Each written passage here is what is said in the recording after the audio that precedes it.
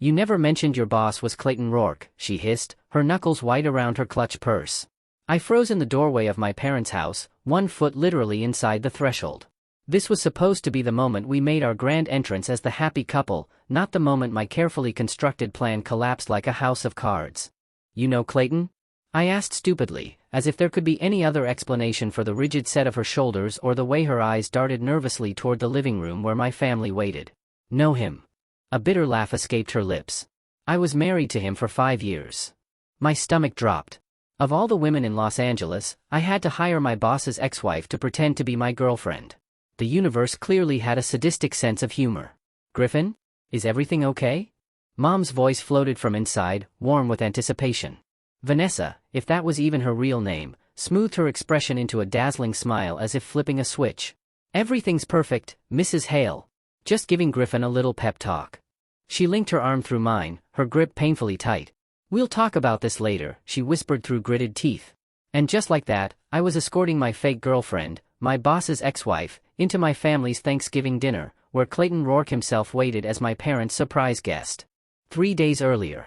Mom, I'm not bringing anyone to Thanksgiving, I said, phone wedged between my ear and shoulder as I sorted through expense reports.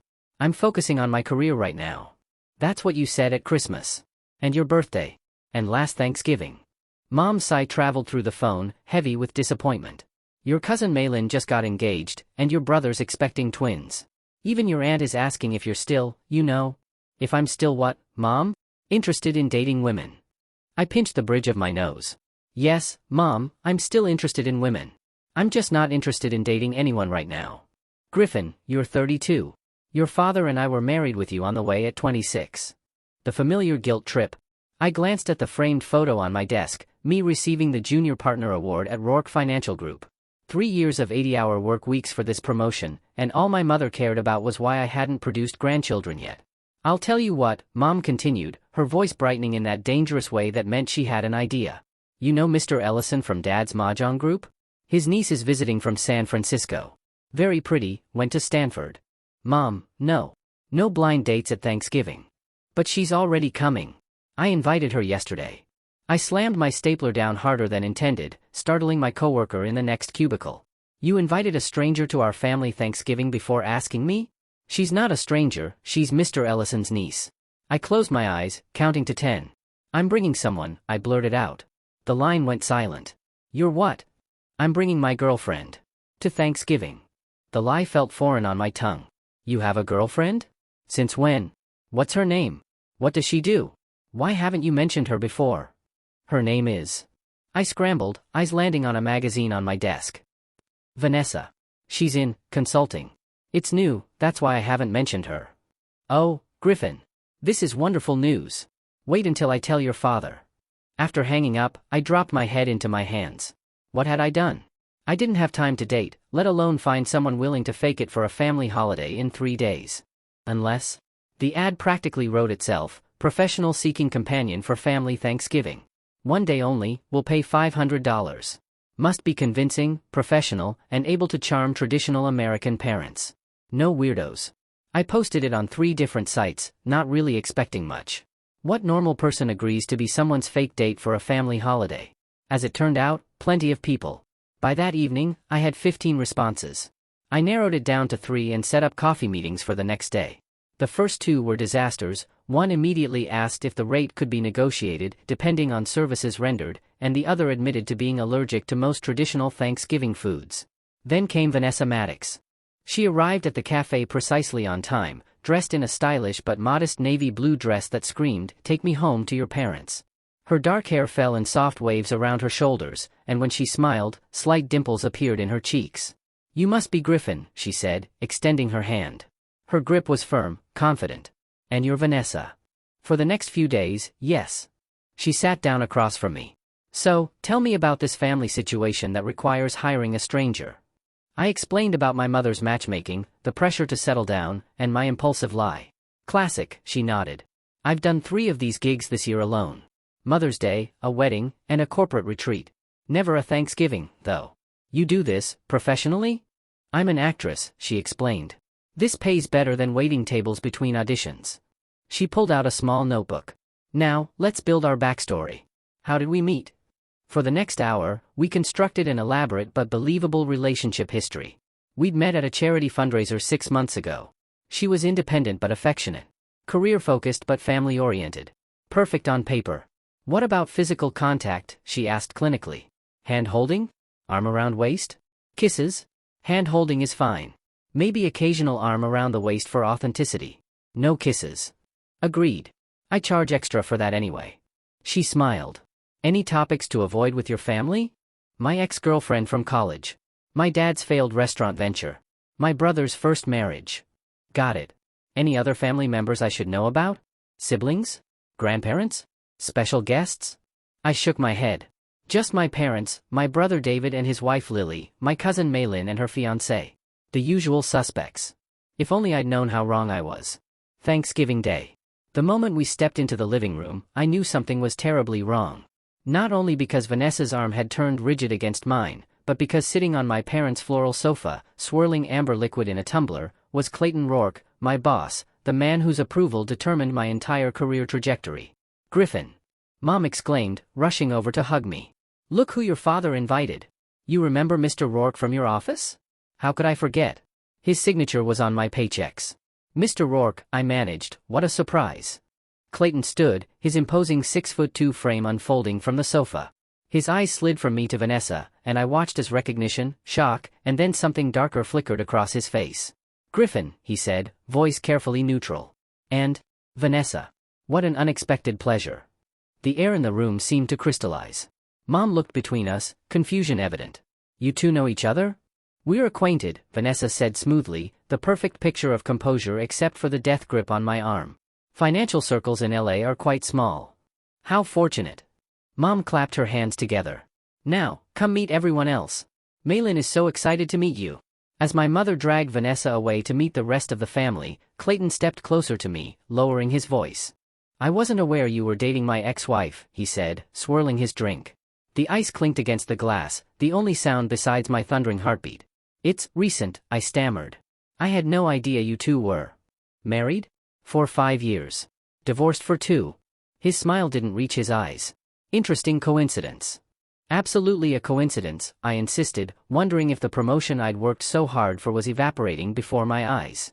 You know, Hale, Clayton said, I always appreciated your ambition. Your attention to detail. He took a sip of his drink.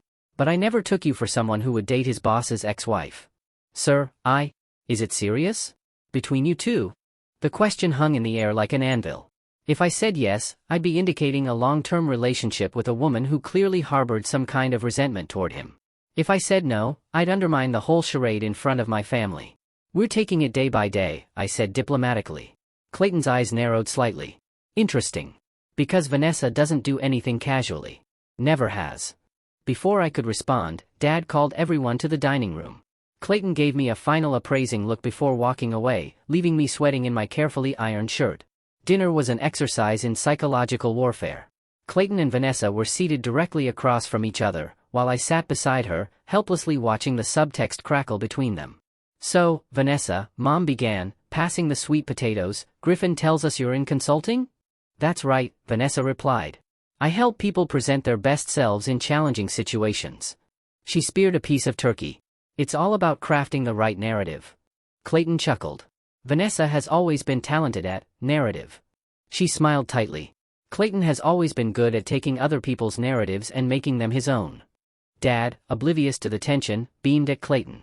Griffin says you're considering him for the Hong Kong project. My head snapped up. The Hong Kong project? The career-making international expansion I'd been angling for since last year? We're evaluating several candidates, Clayton said diplomatically. Griffin's certainly in contention. Vanessa's hand found mine under the table, her fingers intertwining with mine in what appeared to be a gesture of support but felt more like a warning. Griffin would be perfect for Hong Kong, she said. He's quite skilled at navigating complex situations. Adapting to unexpected circumstances. Is that so? Clayton raised an eyebrow. Absolutely. Just yesterday he was telling me about his 5-year plan. So methodical. So deliberate. The conversation shifted to Maylene's wedding plans, but throughout dinner, I caught Clayton watching us, the way Vanessa touched my arm, the way I leaned in when she spoke. His eyes missed nothing. After dessert, as everyone moved back to the living room, Vanessa excused herself to the restroom. No sooner had she left than Clayton cornered me in the hallway. "Quite a coincidence," he said, "you are dating Vanessa." "Like I said, sir, I had no idea about your history. Let me tell you something about Vanessa. She doesn't believe in coincidences." He lowered his voice. "Our divorce wasn't amicable. She believed I cheated her out of her fair share in the settlement. I'm sure that's between you two. Is it? Because I find it strange that my junior partner, who's being considered for a position managing significant company assets, suddenly appears with my vindictive ex-wife on his arm." The implication hung in the air, ugly and unavoidable. "Sir, I would never. I'd like to believe that, Hale. I really would." He clapped me on the shoulder, his grip just a touch too firm. "The Hong Kong decision is being finalized next week. I'll be watching closely." As he walked away, I slumped against the wall. My career, the promotion I'd sacrificed everything for, was hanging by a thread, all because I'd been too cowardly to tell my mother I didn't have a girlfriend. I found Vanessa in the kitchen, aggressively washing dishes my mother had insisted she leave alone. "You never told me your boss would be here," she hissed when I approached. "I didn't know. My dad and him apparently play golf together now. Why didn't you tell me you were married to Clayton Rourke? You hired me to be your girlfriend, not provide my marital history." She scrubbed a plate with unnecessary force. "Besides, Rourke is a common enough name. How was I supposed to know you worked for my ex? He thinks this is some kind of setup. He's questioning my integrity. Welcome to the club." She put down the sponge. "That man destroyed my acting career. Did you know that? We met when I had a promising start in television. After we married, he convinced me to give it up, focus on being the perfect corporate wife. Then, when he traded me in for his 24-year-old assistant, his lawyer made sure I got nothing from the settlement." I stared at her. "Is that true?" "Every word." She crossed her arms. "So forgive me if I'm not heartbroken that this awkward dinner might cost you a promotion. This isn't just a promotion. It's everything I've worked for." Her expression softened slightly. "Look, I'm sorry. This isn't your fault. But I can't pretend to be madly in love with you in front of that man. It's too much to ask." I nodded slowly. "Then let's not pretend." "What? Let's tell the truth. Part of it, anyway."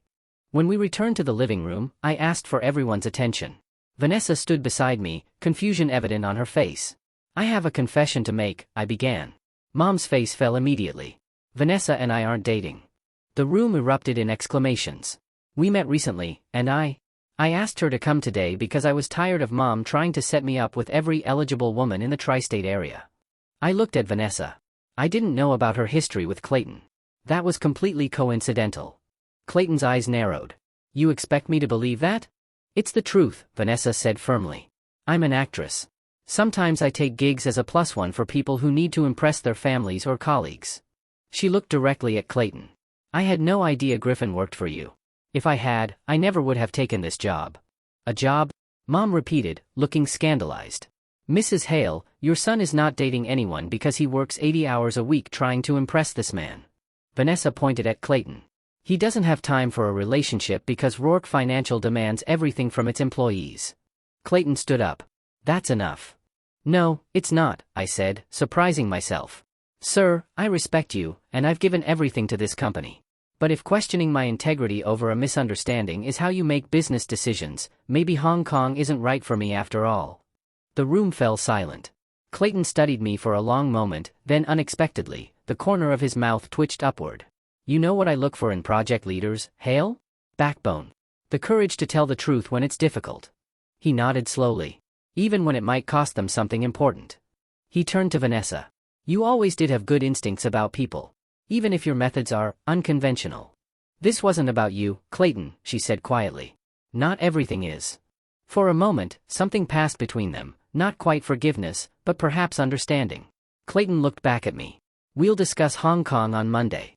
In the meantime, enjoy your family dinner." He nodded to my parents. "Thank you for your hospitality."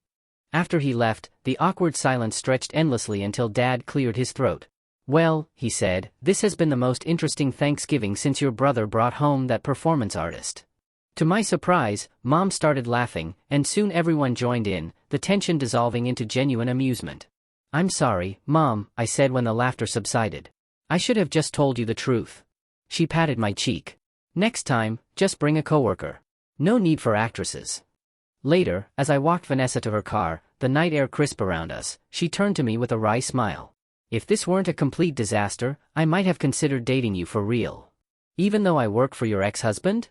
Especially because you stood up to him. She tilted her head. You know, I really am an actress. But tonight wasn't entirely an act. Which parts were real? She smiled enigmatically. I guess you'll have to call me sometime and find out. She handed me a card with her real name and number. No charge for that. As she drove off, it hit me, what started as a spectacularly failed attempt at faking a relationship might have unexpectedly opened the door to something real. For the first time in years, the idea of life beyond work didn't feel like a burden or a detour. It felt like a chance. The universe, it seemed, had a strange sense of humor after all.